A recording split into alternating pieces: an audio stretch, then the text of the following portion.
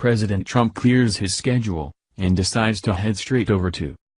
Politicians who do what they promise are a rarity in D.C., especially if it puts them in physical danger. Which, by my estimate, makes Donald Trump the rarest of the rare.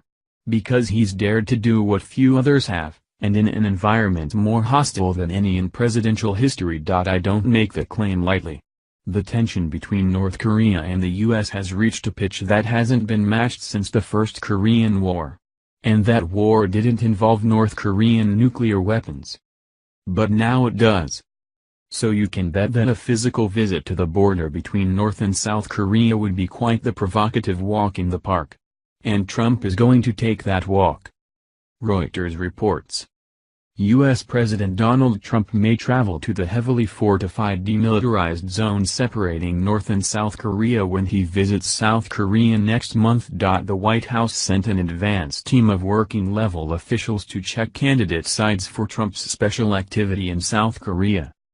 Trump was expected to send a significant message to North Korea, either verbally or kinetically, during his first trip to the peninsula as U.S. Commander-in-Chief. Kinetically, of course, meaning physically.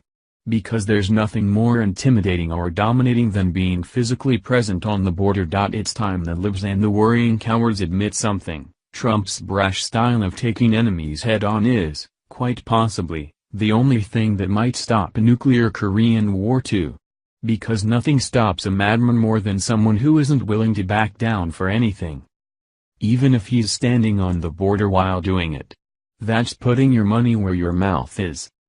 It's worth noting, too, that Trump's visit is more dangerous than all previous visits.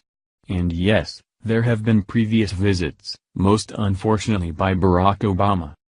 A trip to the DMZ, following in the footsteps of Barack Obama, would bring Trump within yards of North Korean soldiers, who stand eyeball to eyeball with their South Korean enemies. Obama's visit, though, was submissive. He may as well have crawled to the border begging forgiveness. Nothing yet compares a visit to the Korean border by a man who has countered every North Korean nuclear threat with a threat of his own.